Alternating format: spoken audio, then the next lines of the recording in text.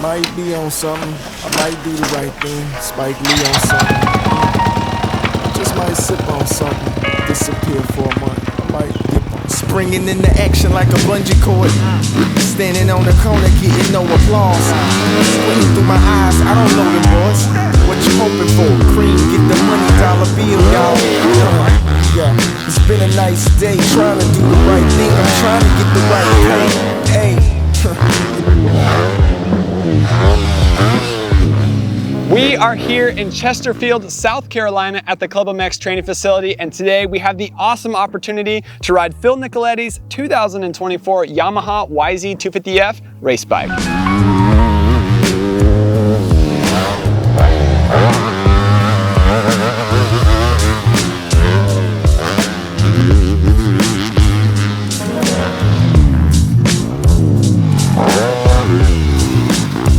3 words that can describe Phil Nicoletti, the ClubMX Training Facility, and the ClubMX Yamaha team is never giving up. These guys are small but mighty, making huge gains every year. And Phil Nicoletti's story with the ClubMX crew has been from the beginning. This place started around 2010. Phil Nicoletti was here then, and almost every year, not every, but almost every year throughout Phil Nicoletti's career, he was here training with Brandon Haas and the ClubMX Training Facility. Awesome to see how far this facility has come, awesome to see how far this team has come.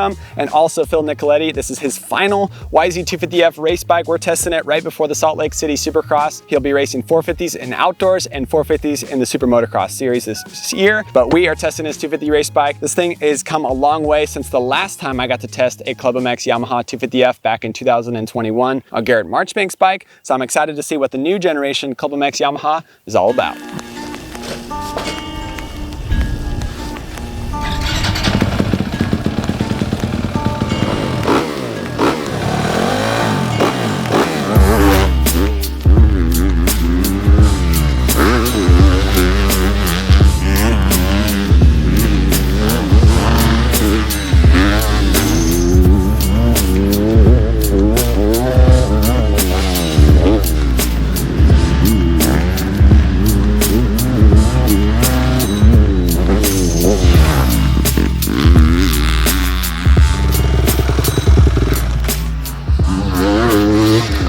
First impressions, this thing is pretty sick.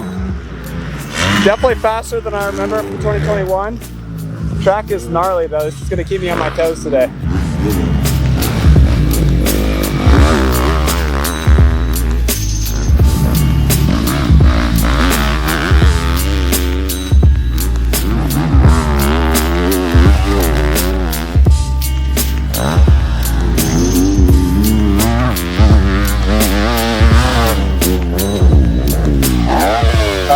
Brandon Haas is the man behind the whole entire ClubMX training facility. That story is pretty awesome. We've talked to him about it in the past. But the ClubMX race team, now this is your guys' bread and butter. It's kind of the cherry on top. I think the training facility is your bread and butter, but then the race team is the fun part where you get to pour your heart and soul into it. And to see where ClubMX has gone from to grow where it is now, it's just astronomical how much you guys have grown. 2021, I was blown away by this facility and the team and how fast the bike was. And since then, it's only gotten better and bigger. Now you guys have this awesome race shop behind us. And Phil Nicoletti has been with you pretty much since the start of ClubMX. Yeah. And so it was an awesome experience for me to get to ride it today. I want you just to tell the story though. Since 2021, you know, Twisted Development is still doing the engines. Now you guys have a new suspension program going on and you're able to manipulate the bike more now. So what kind of growth have you guys seen in the last few years?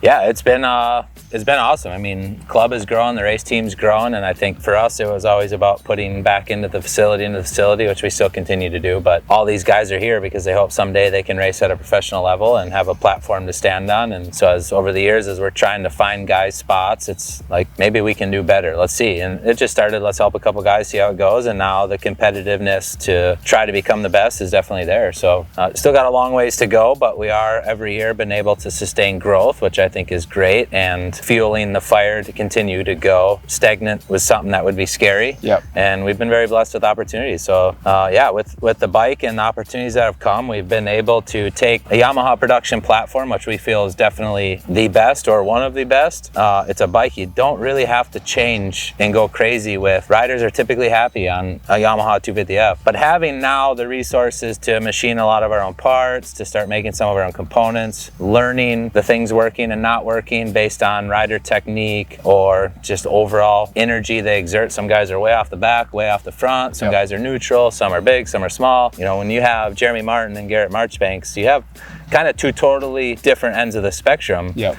So it's been very interesting learning along the way. And Jeremy coming from, you know, he's a guy that's rode a lot of good bikes over the years, so it's awesome to learn about what did you find worked for you and didn't work for you, why, and then you just kind of study the differences in the bike. So I mean, yeah, as time has gone on, we've evolved, we've grown. It's put us in positions we weren't expecting, like engines and suspension. We're too big now to be completely depending on an outside vendor to just take care of it, you know. Still work with Twisted Development, we have from the very beginning. Jamie has given us a really good platform, and we've been able to continue to develop together, which has been awesome. So speaking on that, you know, it's too much for you to have to ship engines across the country back and forth. And the tracks that you guys have here are so deep and gnarly. They're so hard on your suspension, on your engines, and, you know, brake pads, chain sprockets. I mean, these guys, these mechanics in here have been working nonstop since we've been here. So with that, you have Greg in there. He's your engine technician. So he's actually servicing Twisted Development spec YZ250F engines, and he's managing it front to back for you guys. Jamie and you guys develop it. You guys have a dyno here. Jamie has a dyno there. I know he has a ClubMX bike there for developing, but you have Greg working on engines here and servicing them, and now you have Ty that came over from Australia, right, to do suspension? Yep. So with Jamie, in the, you know, when we first started, it was 4 engines. Yeah. So Jamie, hey, ship them 4 engines, get them back. Perfect turnkey package. I would recommend anybody that's in that position to take advantage of that. But for us, it was 4 engines, next year 8 engines, 12 engines. Now we're building 26 250 engines. We're practicing on race specs. Wow. So the rotation in the pool of race engines that have to be serviced and maintained, they're rebuilt top to bottom every race. It's a brand new engine. That's something we can't no longer rely on other people to take care of it, nor can you afford to do that. Yep. Same thing with practice engines. We're on 5-hour rotations. Wow. They're gonna put 5 hours in a week. So pushing these bikes to the absolute limit means you got to take care of them. That's a dedicated guy just to doing engines. Suspension is no different. We've had some growing pains over the years where, you know, we find a base, but maybe we ran them 4 hours too long, and then we service it, put them on the bike. Oh, my bike feels different. You know, it's been our job to eliminate every possible excuse, and that's why we had to bring that program in. Again, it's a couple sets of suspension to now you need 6 sets per rider. Yep. And then you need 2 race sets that sit on the truck. Yep. And then those sets have to be serviced at the races because you can't take the chance of shipping and there being a problem. This is across the board. As you grow, you do have to bring it more in-house, and it's like the factory operations, and you got the privateer operations. There's no doubt about it. We're kind of sitting in the middle, and but we're continuously growing towards doing everything what we feel is at a factory level. I don't think we're missing too many more pieces. There's a couple more items we're going to plug in for next year, and then we're there. But the hard part about racing is finding the improvements that might take 2 years to introduce. It might take us a while to develop an update to our engine that could take place in outdoors 2025. You know, that's just the beauty of racing, is trying to play the system and do the best job you can with the resources you have.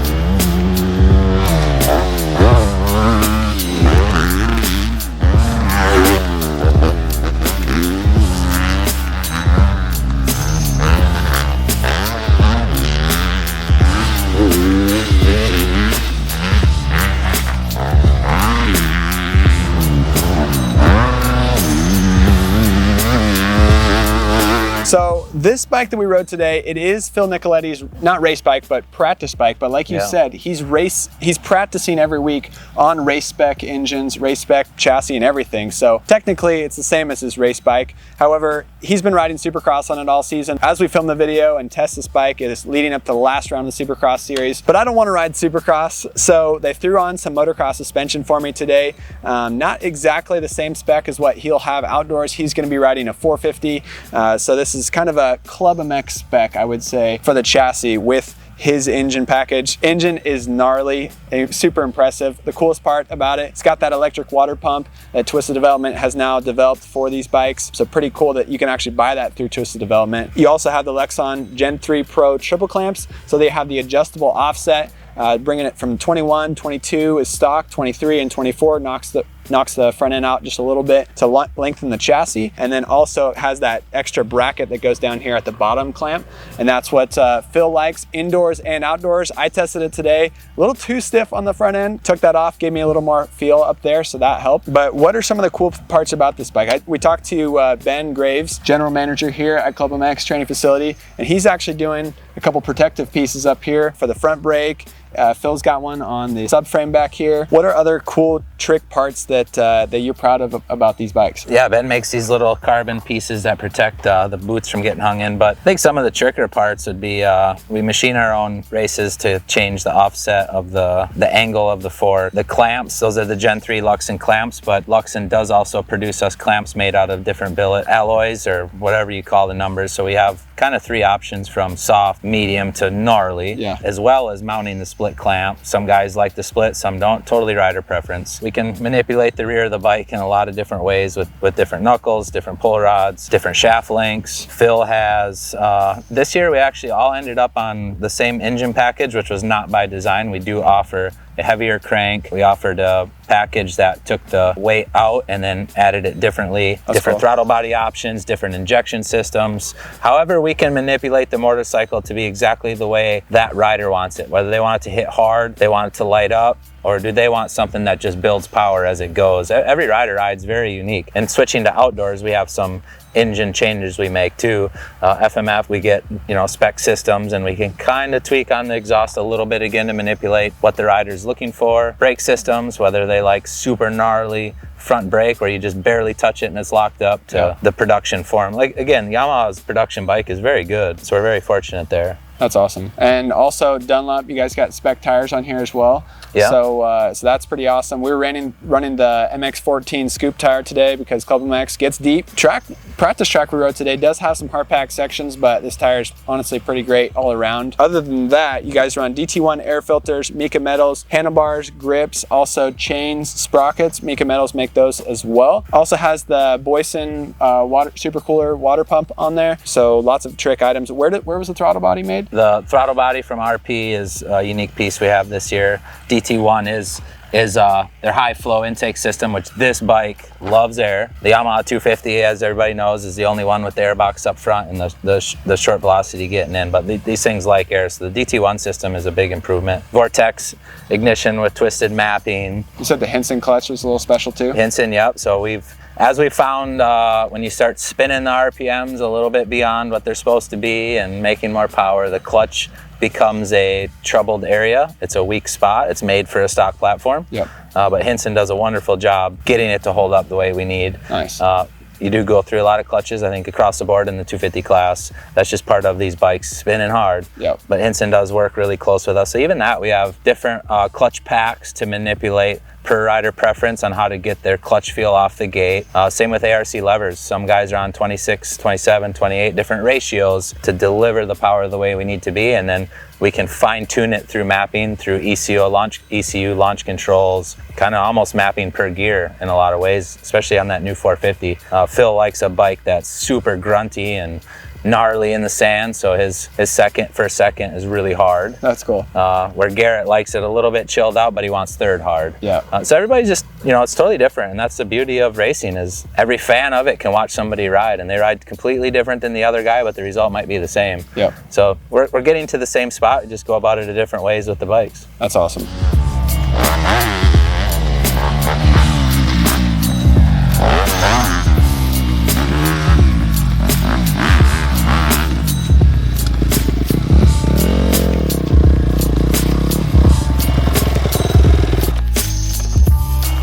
Tracks are a little different here than they are in California.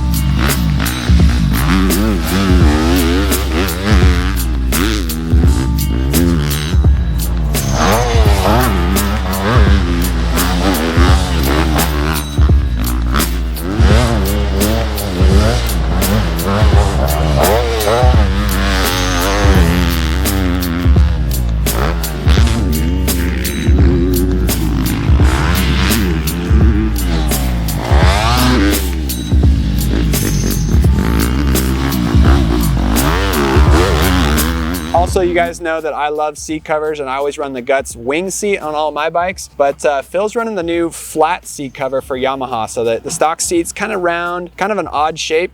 He's got a flat seat on here, and then his mechanic actually shaves it down at the front to make it a little more round in the middle here. Also, Motomaster brake rotors. Phil's the only rider on the team that runs the Works Connection lowered foot peg mounts, and he goes lower mounts down and back, and then he also goes Raptor foot pegs down and back as well. So he's not even the tallest guy, he doesn't have the longest legs, but he does like to get a bigger, wider rider triangle. Also, a Cherbys Plastics with the Raptor front number plate that protects those beautiful Luxon clamps, and these are custom color for you guys too. You guys just like to stand out a little different. Yeah, I mean, I don't get to put the huge ClubMX logos on the bike anymore, so it's cool just adding a few blue accents so people know it's a club bike. That's cool. Firepower, we run the lightweight lithium batteries, cranking amps. You know, when you add compression to these bikes, they are hard to turn over, so that battery gives it the extra boost to get it going. That's cool. Awesome. All right, well, yeah, a lot of good stuff. Pretty excited. And then obviously with Jamie, you're going to run the manual cam chain tensioner as well. Yeah, try to eliminate a potential risk of problem, but we do work through Twisted Development. We work closely with Weisco Pistons. Cool. They provide all of our race piston specs, W wheel sets with the Hahn hubs, the Excel rims. That's been a great addition to our program. We've had good success. As a private program, you got to suck a lot of life out of components and parts, and the wheels do take a pounding. So working with W has been awesome. Impressive what you've done with the ClubMX Yamaha crew, and thankful to be able to ride this bike today, and excited to see what happens with the future of ClubMX. Heck yeah. Thank you guys for watching this video. Stay tuned for more. We got Cody Shock's YZ125. We got a tour of this entire place and more. Check it out on our website and YouTube channel.